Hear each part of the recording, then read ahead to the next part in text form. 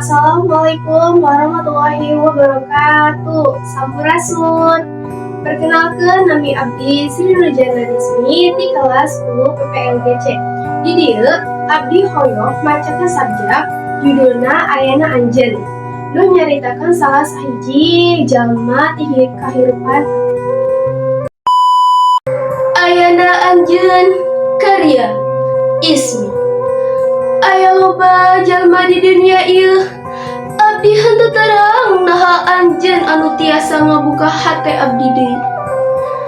Nalika abdi teu hayang ngarasa cinta deui, anjeun anu tiasa ngagantos manah abdi.